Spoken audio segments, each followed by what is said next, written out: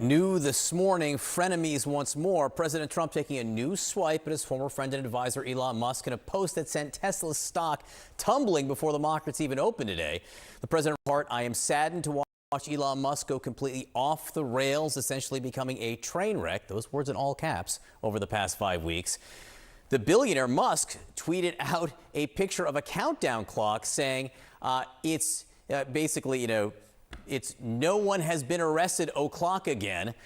That's in regards to Jeffrey Epstein, after, of course, Elon Musk announced plans to start a third political party called the America Party. With us now, CNN senior political commentators David Urban and Van Jones. Van, first about Elon Musk and a third party.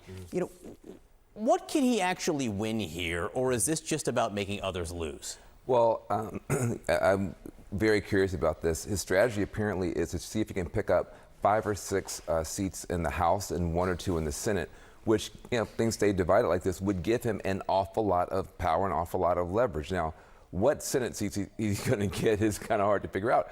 But you do have some House races and some places where there's enough discontent with both parties, enough discontent with the status quo, that you might be able to pick up a couple of seats. And a few seats in a closely divided House could give him some leverage. But it's a long shot right now. David Urban, you got tentacles everywhere. I mean, how worried is the White House about this? How worried are you as you look at your home turf in Pennsylvania? Yeah, John, as Van alludes to, this isn't about winning hundreds of seats. This is about winning a seat or two.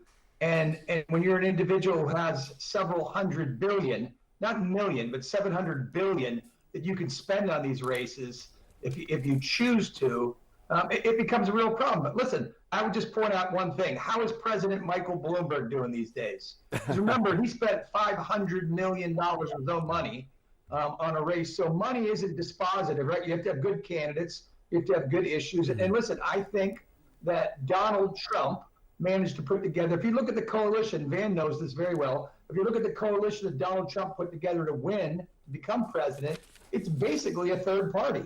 You put together, blacks, Hispanics, gay people, straight people, college educated, non-college educated. It is its own third party. So I'm not quite sure that Matt Brousseau and the folks in the White House political shop are quaking in their boots, but it's definitely a distraction. Can I ask you both about this Jeffrey Epstein tweet from Elon Musk? David, first to you. I mean, what do you think he's doing here, poking the bear again on that? And also, there is this news overnight, Axios and others reporting that the Department of Justice is saying, definitively Epstein killed himself, that there won't be any other further, arrests or prosecutions here, that there's no client list. And there are people in the conservative world who are like, what? We thought you were going to tell us stuff. Yeah, listen, I think it's a whole lot to do about nothing. Lives in those dark crevices of the underbelly of the internet where rumors and terrible things exist like this. And I have a great deal of faith that the former Trump Justice Department under Attorney General Barr did a very good job of looking at it, peeling back the onion and finding out there's no more there than is already there. Why the entire client list or whatever, the black book has not been made public is beyond me. But do I think that Donald Trump was a part of any of this? Absolutely not. Conspiracy closed? Oh, I just think that Musk has a constituency he's got to play to, which is the bottom feeders on X, and that's what he's doing. CNN senior data analyst Harry Enton is here. Let's talk parties, Harry. This new party that Elon Musk says he has founded, what's his base? Yeah, this entire thing makes very little sense to me. It makes about as much sense as selling sand in the desert. What are we talking about here? What is the size of Elon Musk's base? Well, I calculate it to be about 4%, just 4%, 1, 2, 3, 4% of all voters. What is that base made up of? Well, it's those who view Elon Musk favorably and the GOP unfavorably. We're talking just about 4% of all voters out there, because it turns out most of the people who like Elon Musk already like the GOP already. That is, they already have a party for him. In my mind, there is just no base for Elon Musk's third party in the electorate, at least initially speaking.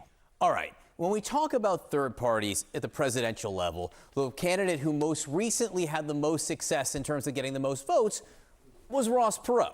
So how does Elon Musk compare to Ross Perot? Yeah, we'll go all the way back in the time machine to 1992. And we will note Americans with an unfavorable view, i.e., essentially that Musk starts off with far more against him than Ross Perot ever did. Americans with an unfavorable view of Ross Perot was only 14% back in 1992. Now, the vast majority of Americans are already against Elon Musk, 58%. So what we're essentially saying here is that Elon Musk is going to go into an electorate that already dislikes him, is already against him, while there were far more people who are open to the idea of a Ross Perot third-party or independent candidacy as compared to an Elon Musk third party in which the vast majority of Americans have already sided against the man from Tesla. So Elon Musk says he's going to play, forget, the presidential election is years away.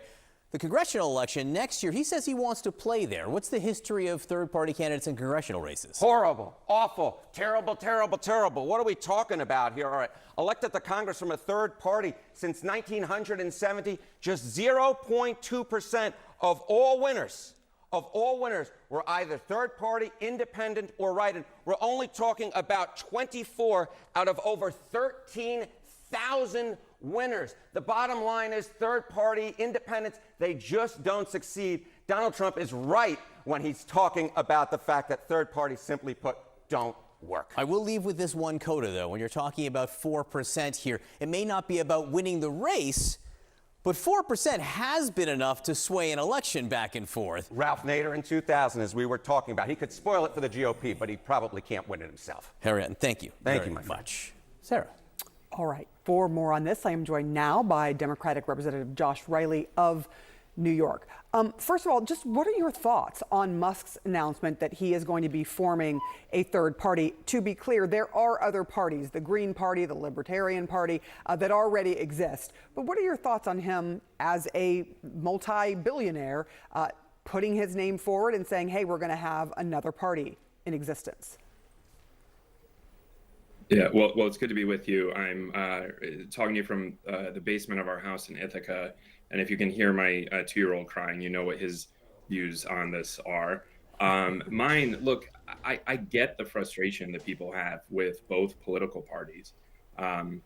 You talk to folks across upstate New York. I was just out at Highland Park for the 4th of July, and people are really frustrated because they look and they see a Democratic Party that has become weak and out of touch and condescending, and they look at what just happened in Washington with the Republican Party, and they see a party that's beholden to special interests, in the pockets of big oil, in the pockets of all the corporate PACs, and you look around and you think nobody's fighting for you. And so my approach to this job, I can't speak to Elon Musk, and the feuds between him and Trump, nobody really cares about that stuff around here.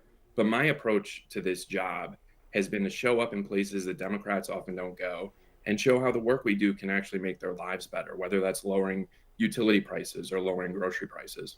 The man behind Doge now has a new mission for himself, and that is to create a third party somehow. It's going to be called the America Party, and the spark is him being upset, allegedly, about the big, beautiful bill. I have to be honest, I can't think of a person who is more unpopular in a lot of ways. I'm being very generous here, politically. Yeah. But Isaac, who... Look, the last successful third party was the Republican Party. It started in 1856. It got a presidential candidate elected in 1860. It is a hard thing to do. That said, Musk has a lot of money, and you are right about his political unpopularity, but many people... And by that, I mean Democrats are for sure very much not interested, yes. And now perhaps he's rocked the boat with his Trump I don't think support. perhaps. Definitely. That said, many people doubted that he would actually follow through with the spending that he promised he would do for Trump, and he did. Many people doubted that he would be a really effective force in Doge cuts, and he was. So yeah. Let's see what happens here.